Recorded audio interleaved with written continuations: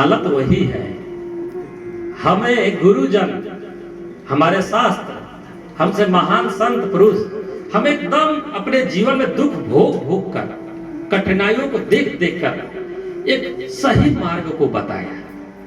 शास्त्र में बताया, पुराण में बताया, रामचरितमानस में बताया, यहाँ तक कि स्वयं भगवान श्री कृष्ण परमात्मा होते हुए भी गीता में 7 श्लोकों में बताया। फिर भी उस सुलभ, उचित, उत्तम मार्ग को नहीं हम समझकर हम क्या करते हैं, कभी ये समझते हैं ये मार्ग सही नहीं है, इसमें तो फीका फीका है, कुछ भी नहीं है। क्या पूजा पाठ, क्या पूजा पाठ। अभी तो ये इस समय में कितने लोग बैठ के बियर दुकान में आनंद लेते होंगे, पान के गुमटी पर पान खाकर 2-4 गप लगाकर आनंद लेते होंगे, है? क्या करते होंगे? कोई बॉलों देखते होंगे, कोई का तो सीरियल चलता होगा, उसके लिए संध्या क्या है, शाम क्या है, सवेरा क्या है, कोई मतलब ही नहीं है। अब उसको ये लगता है ये सारा फीका फीका बेरस का चीज क्यों करूं, क्योंकि सही रस को तो नहीं समझाना, वो तो ऊपरी ऊपरी छिलके में रहा है।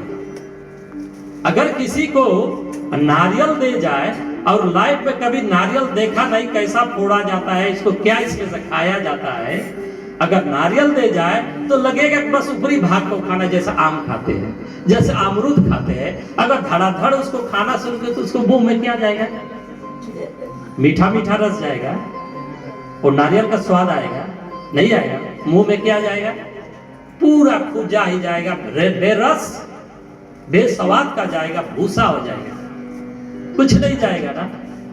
तो इसी प्रकार से जब तक हमें सत्य का ज्ञान नहीं होता, भक्ति पर दृढ़ विश्वास नहीं होता, कभी भी हमने भक्ति का एक बार भी स्वाद को चखा नहीं, तो हमको लगता है कि निरस है, बेकार है, कुछ इसमें नहीं है। उस समय प्राणी क्या करता है, उस कुत्ते के समान कभी समझता है कि बहुत सारा धन कमाया जाए, इसमें आनंद है, बहुत सारा धन आएगा तो मैं ये बोलूंगा वो बोलूंगा, सारा सुख साधन अपने घर में भर दूंगा, इतना भर दूंगा कि रहने की जगह भी नहीं रहेगा, बड़ा बड़ा अलमारी बोलूंगा, 1 साड़ी से 2 साड़ी, 2 साड़ी से 10 साड़ी, 10 साड़ी से 50 साड़ी, 50 साड़ी से दुकान बना दूंगा।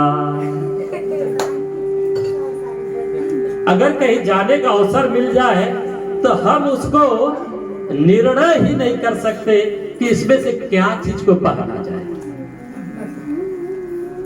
जिसके पास 2 होगा, एक खुट्टी पर टंगा होगा और एक पहना होगा, तो उसके लिए क्या टेंशन।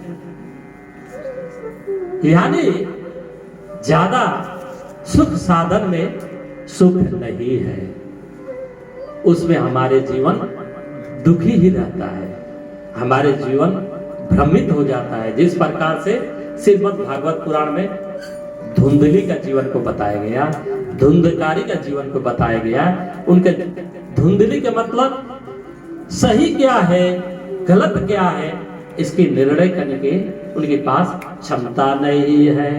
तो प्राणी क्या समझता है, धन पाकर ये कर लूंगा, चलो धन तो आ गया, अब देखता है कि समाज में मुझे कौन जानते हैं, कौन पहचानते हैं, मेरी ख्याति कितना है। अगर मैं बुढ़ी हो गई हो तो चलो मेरा नाम तो पैसा तो हो जाएगा, फेमस हो जाऊंगा। अगर बुढ़ी नहीं हो, सुंदर रूप वाली हो, तो मेरे सूरत से लोग पहचानेंगे। ये सारा वो प्राणी मतलब प्राणी आ गया, मतलब नर और नारी के दोनों के बारे में कह रहा हूं, सिर्फ नारी के बारे में नहीं कह रहा हूं। अगर नारी बोला जाए तो समझिए नर के बारे में भी मैं कह रहा हूं यहां से। तो वो क्या समझेगा कि चलो कुछ इसमें भी सुख मिल जाएगा, कुछ दिखाकर दुनिया में नाम हो जाएगा। जब वो जाता है तो उसमें भी उसको सुख का अनुभव नहीं होता। फिर वो सोचता है नहीं, इससे तो नहीं हुआ, चलो दुनिया मुझे पहचान नहीं रहा है, मैं ऐसा ऐसा काम करूंगा, ऐसे ऐसे खर्चा करके पार्टी करूंगा, जिस दिन मेरे बेटे बेटी जवान होंगे ना, शादी करूंगा, उस दिन सारे दो पे ढिढोरा पीट दूंगा कि विजय शंकर भी कोई है। ये भी म्यांमार में एक फेमस विख्यात नाम वाला इंसान है।